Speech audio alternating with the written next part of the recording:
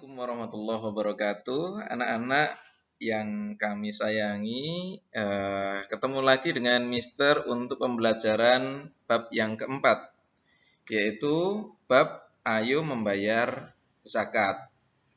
Apa? Ayo membayar zakat. Pada bab ini yang akan kita bahas paling tidak ada 4 hal, ya, ada 4 hal. 1. Arti zakat itu apa saja, baik itu secara bahasa maupun secara istilah. Kemudian yang kedua, syarat wajib zakat itu apa saja. Yang ketiga, itu adalah golongan penerima zakat, itu siapa saja. Dan yang keempat adalah hikmah membayar zakat. Tentunya ketika kita belajar keempat hal ini, insya Allah kalian akan mendapatkan pengetahuan yang baik dan nanti juga akan mendapatkan nilai yang maksimal. Kaitannya dengan arti zakat dan macamnya. Nah, ini sebelum kita ke arti maupun macam-macamnya, coba kita ingat, zakat itu masuk pada rukun iman atau rukun Islam. Ayo. Tepat sekali, yaitu rukun Islam. Rukun Islam yang keberapa? 1, 2, 3, 4, atau 5? Oh iya, benar. Yaitu rukun Islam yang keempat, yaitu zakat. Kita ingat-ingat ya. 1, yaitu membaca syahadat. 2, mendirikan sholat. Yang ketiga, melaksanakan puasa. 4, membayar zakat. 5, itu adalah menunaikan haji, pergi naik haji kalau mampu. Nah, kita kembali ke arti zakat. Zakat itu memiliki 2 arti. Yang pertama adalah secara bahasa, artinya adalah membersihkan. Apa? Membersihkan. Bersih, membersihkan. Secara istilah itu adalah mengeluarkan sebagian harta tertentu yang sudah mencapai nisab untuk Allah Ta'ala. Jadi, sebagian harta saja yang sudah memenuhi nisab untuk Allah Ta'ala. Lah nisab itu apa? Nisab itu adalah batas minimal harta untuk dizakati. Ya, batas minimal harta untuk dizakati. Apakah semua orang itu mampu untuk membayar zakat? Belum tentu. Maka kita hitung hartanya berapa nih? Ya, dari harta itu kira-kira sudah wajib bayar zakat atau tidak.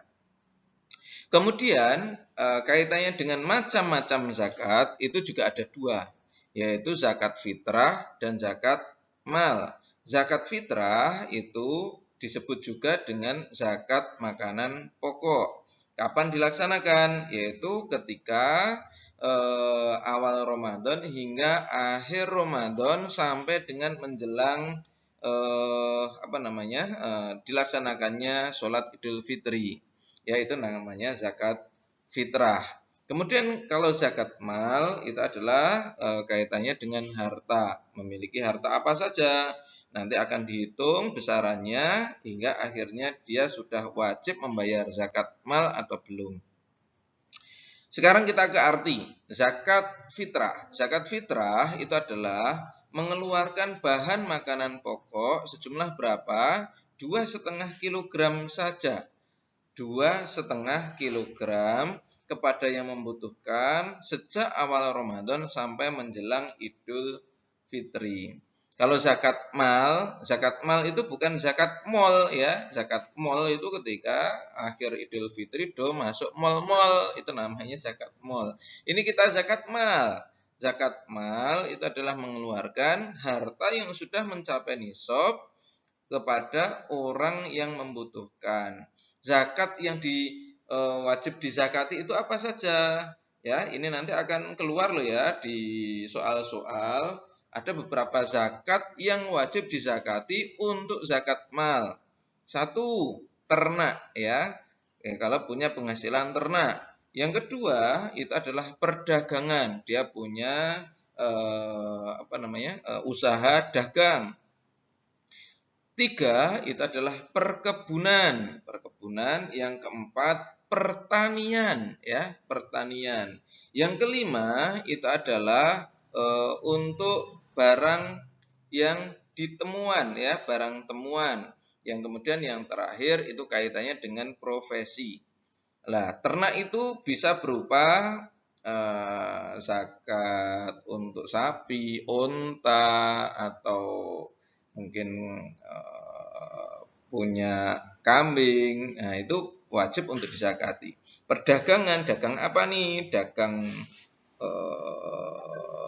dia punya penghasilan berapa? Oh ya, satu lagi ya. Satu lagi itu adalah emas, ya, dia memiliki perhiasan. Nah, macam-macam hartanya ini ya, kekayaan, perhiasan, hasil perdagangan, hasil perkebunan, hasil pertanian, barang temuan. Barang temuan itu disebut juga rikas, ya. Kemudian profesi.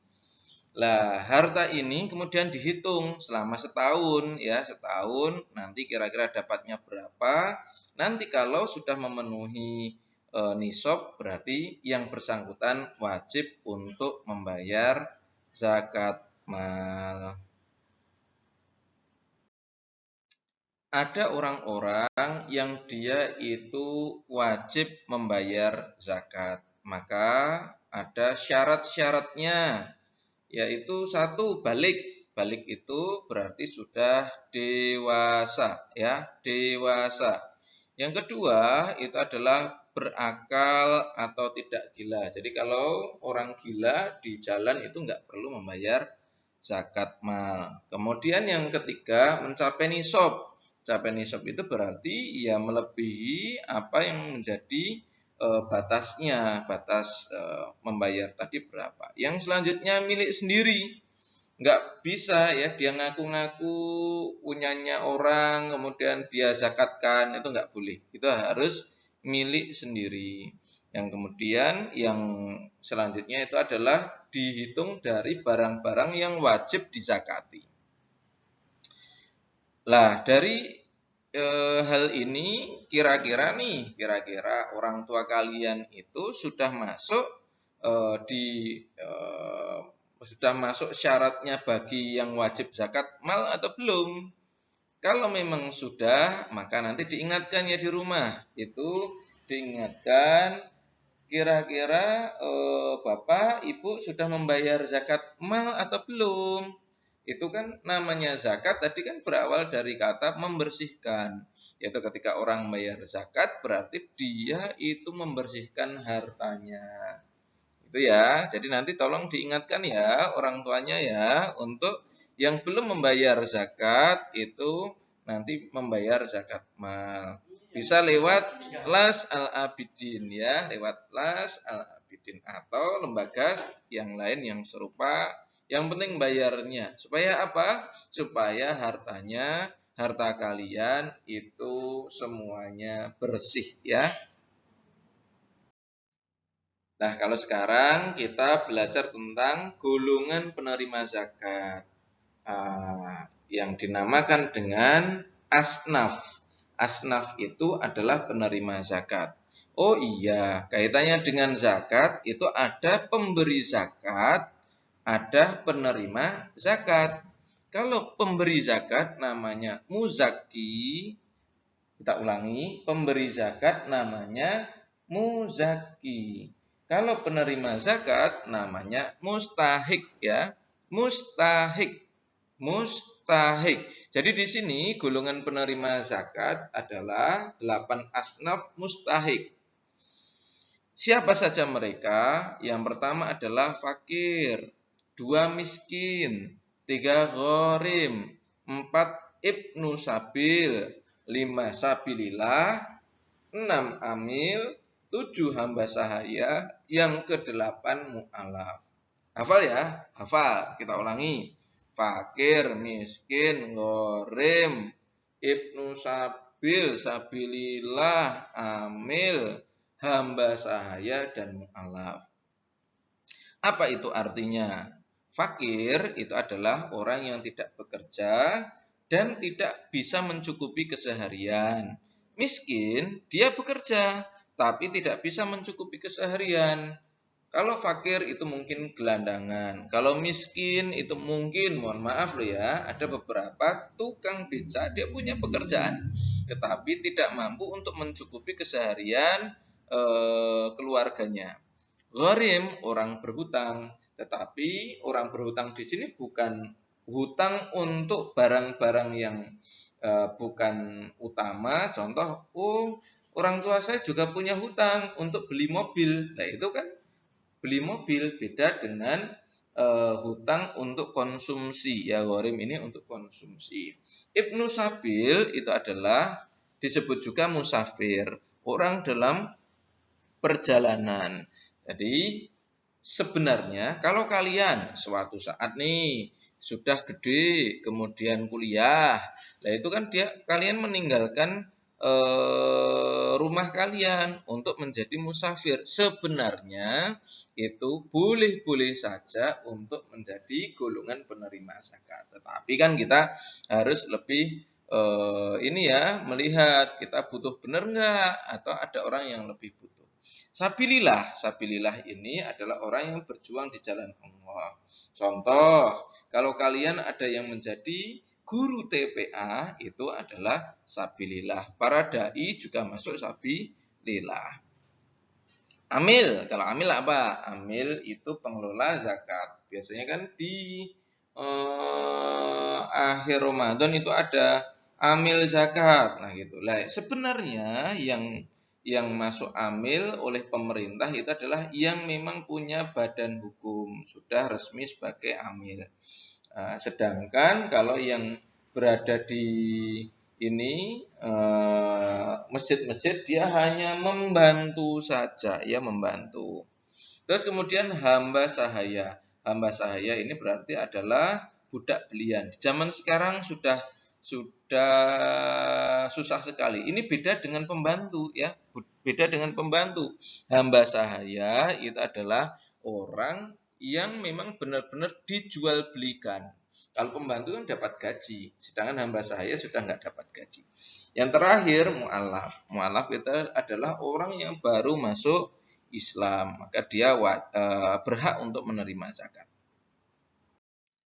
Yang terakhir dari pembahasan kali ini adalah hikmah membayar zakat, yaitu beberapa hal yang kita dapatkan, yaitu yang pertama, membersihkan jiwa. Orang yang membayar zakat itu lebih tenang hidupnya.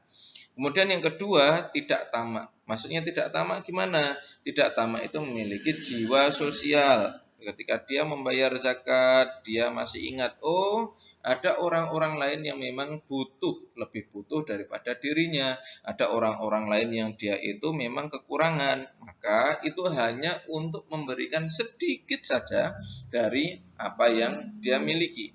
Kemudian yang selanjutnya, mendidik rasa peduli. Ketika ada orang lain butuh, kita siap untuk memberi. Mungkin itu anak-anak pembelajaran kita tentang membayar zakat. Tolong dihafalkan, dipastikan kalian menjadi orang-orang yang menjalankan rukun Islam ini. Kita juga mengingatkan bagi orang-orang lain yang sudah wajib membayar zakat untuk menjalankan. Semoga barokah bagi kita semua. Assalamualaikum warahmatullahi wabarakatuh.